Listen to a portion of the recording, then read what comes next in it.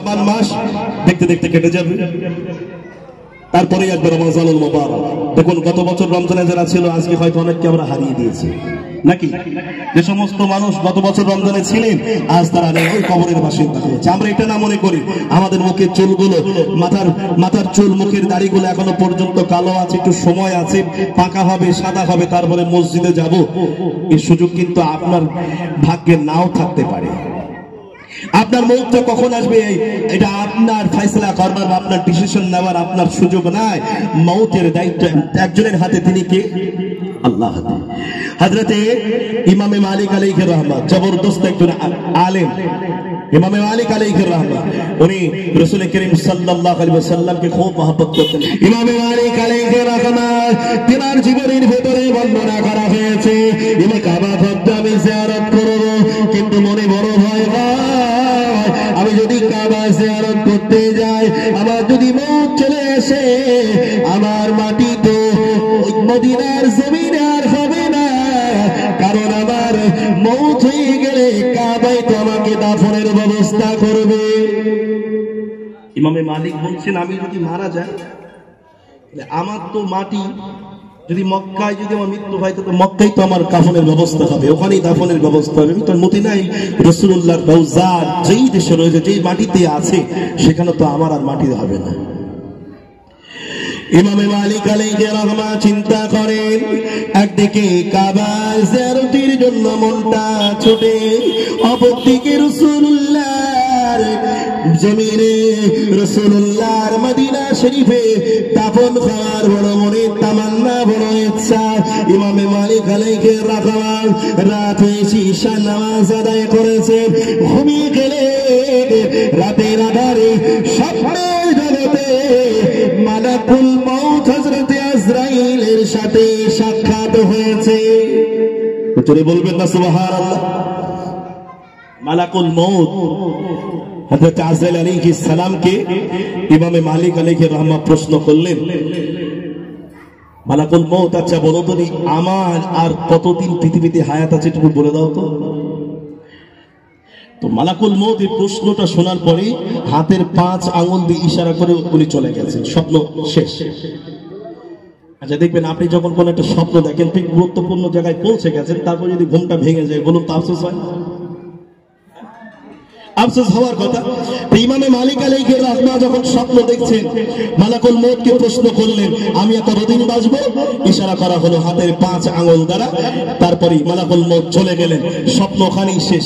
ইমামে মালিক আলাইহির রহমাত বড় চিন্তিত, আরে মালাকুল মউত আমাকে 5 দিন না 5 ঘন্টা না 5 রাত না 5 সপ্তাহ না 5 মাস না 5 বছর কি বলে গেলেন, আমি তো কিছুই বুঝলাম না। ইমামে মালিক আলাইহির রহমাত বড়ই চিন্তায় চিন্তিত। খাদেমকে ডেকে বললেন, বাবা, আমার এই স্বপ্নের কথাটা বর্তমান যুগের সবচাইতে শ্রেষ্ঠ স্বপ্নের যিনি ব্যাখ্যা দান করেন, তিনি হলেন আল্লামা ইবনে সিরিন আলাইহির রহমাত। আল্লামা ইবনে সিরিন আলাইহির রহমাত দরবারে যাও, যে আমার স্বপ্নের কথাটা সুন্দরভাবে তাকে বর্ণনা করো, কিন্তু শর্ত হলো আমি ইমামে মালিক, আমার কথা তুমি উল্লেখ করবে না, যে আমি স্বপ্ন দেখেছি এই কথা তোমার ইবনে সিরিনের সঙ্গে বর্ণনা করার কোনো প্রয়োজন নেই। খাদেম চলে গেলেন, আল্লামা ইবনে সিরিন আলাইহির রহমাত দরবারে পৌঁছে গেছেন। ফজরের নামাজের পরে আল্লামা ইবনে সিরিন আলাইহির রহমাত জিকিরে মশগুল। আল্লামা ইবনে সিরিন আলাইহির রহমাত ওই খাদেমের কাছে যখন স্বপ্নের কথাগুলি শ্রবণ করলেন, আল্লামা ইবনে সিরিন আলাইহির রহমাত খাদেমকে বলেছিলেন, বাবা, তোমার কাছে আমার একটা প্রশ্ন, বলো এই স্বপ্ন কে দেখেছে, আমাকে বলতে হবে। খাদেম বলেছিলেন, ও আল্লামা ইবনে সিরিন রাহমাতুল্লাহ আলাইহি, আপনার সঙ্গে যিনি স্বপ্ন দেখেছেন তার কথা বর্ণনা করতে বারণ করা হয়েছে, বলা যাবে না, বলা যাবে না। আল্লামা ইবনে সিরিন আলাইহি রাহমাতুল্লাহ বলেছিলেন, এই মদিনার জমিনে, এই মদিনার জমিনে, এই মদিনার জমিনে এমন স্বপ্ন একমাত্র ইমামে মালিক ছাড়া দ্বিতীয় কেউ দেখতে পারে না। আল্লাহু আকবার, আল্লাহু আকবার। ইমামে মালিক আলাইহির রহমান এত বড় আল্লাহর ওলি ছিলেন। এমনি তো ইমাম হন, আমরা বলি না যে ইমাম মানা যাবে না, ই মানা যাবে না, তা মানা যাবে না। আমাদের সমাজ এক শ্রেণীর মানুষ আছে না, বাংলা বুখারী আর বাংলা মুসলিম শরীফ আর বাংলা একটা কোরআনের অনুবাদ বকল দাবায় নিয়ে মনে করে আই এম এ মুফতি। কি মনে করে? আরে গোটা বিশ্বটা আমার নলেজের মধ্যে চলে এসেছে। একজন শেখুল হাদিস যিনি হাদিসের ব্যাখ্যা দান করেন, বুখারী শরীফের মুসলিম শরীফের যিনি হাদিসের পাঠ দান করেন, 16 বছর মাদ্রাসায় পড়ার পরে, প্রায় 20 বছর হাদিসের কিতাব পড়ানোর পরে তারপরে যখন বুখারী শরীফ পড়তে দেওয়া হয়, শুনুন ওই মানুষটা কিন্তু যাতা মানুষ আমরা মনে করব না।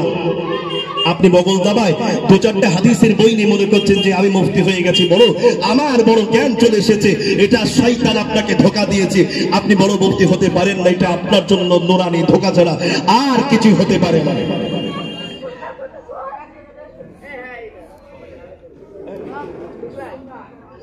নিয়ে চলে আসেন, ছেড়ে দেবো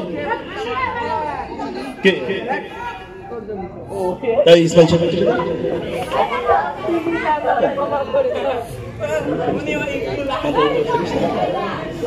তুলে দিতে আসেনি, একজন আলেমকে তুলে দেন তাহলে সময় মেন্টাল হয়ে যাবে। মালিক আলাইহির রহমত শুনে ও সময় বললেন যে হুজুর এই স্বপ্নময় মালিক ছাড়া আর কেউ দেখতে পারে? কেউ পারে না। কত বড় আলেম ছিলেন, কত বড় ইমাম ছিলেন। দেখুন ইমামে আবু হানিফা, ইমামে মালিক, ইমামে শাফি, ইমামে আহমদ ইবনে হাম্বল, 4 মাসলাকের যে ইমাম, সহিহুল মাসলাক, এনারা হলেন বারহাক। আমরা যেটা জানি না সেটা জানতে হবে কাদের কাছে? যারা জানে তাদের কাছে, ঠিক না? আল্লাহ পাক বলছেন ফাসআলু আহলা যিকরি ইন কুনতুম লা তা'লামুন, তুমি যেটা জানো না যারা জানে তাদের কাছে জিজ্ঞাসা করো। আচ্ছা বগল দাবাই বর্তমান যারা আহলে হাদিস, নব্য সালাফি, লা মাযহাবি, যারা ইমাম মানে না, মাযহাব মানে না, আমি তাদের কাছে প্রশ্ন ছড়তে চাই। যারা বগল দাবাই বুখারী শরীফ নে, মুসলিম শরীফ নে বড় মাতব্বরি করে আর বলে যে এই হাদিসটা দুর্বল, এটা হলো সহিহ, ওটা হলো মাউযু, ওটা হলো মুনকাতি, এই হাদিস মানা যাবে না, এই হাদিসের ব্যাপারে অমুক মুহাদ্দিস এই কথা বলেছেন, অমুক রাবী এই কথা বলেছেন, এটা দুর্বল, এই যে মন্তব্যগুলো যারা করে, আচ্ছা এই কথাগুলি বলার জন্য কোন আলেমের অনুসরণ করবার প্রয়োজন আছে না? নেই? কোন না কোন আলেম বলেছেন না? বলে ইমামে আবু হানিফাকে মানা যাবে না, ইমামে মালিককে মানা যাবে না, ইমামে শাফিকে মানা যাবে না, ইমামে আহমদ ইবনে হাম্বলকে মানা যাবে না। আপনি আলবানী সাহেবকে বড় মানতে পারলেন, আপনি নাসিরউদ্দিন আলবানীকে মানলেন, অথচ 4 ইমামকে ছাড়লেন। যে 4 ইমাম, ইমামে আবু হানিফা রাহমাতুল্লাহ আলাইহির যুগ হলো সাহাবাদের যুগের সাথে, জোরে বলুন না সুবহানাল্লাহ।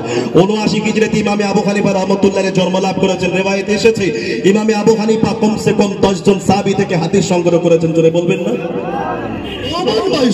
ইমামে আবু হানিফা আলাইহির রহমাত সাহাবীদের সাথে সাক্ষাৎ করেছেন, ওজন্য বর্ণনা করা হয়েছে ইমামে আবু হানিফা শুধু তাবেঈ নয়, বরং কিবারে তাবেঈন, বড় মাপের একজন তাবেঈন। একটু জোরে বলবেন না?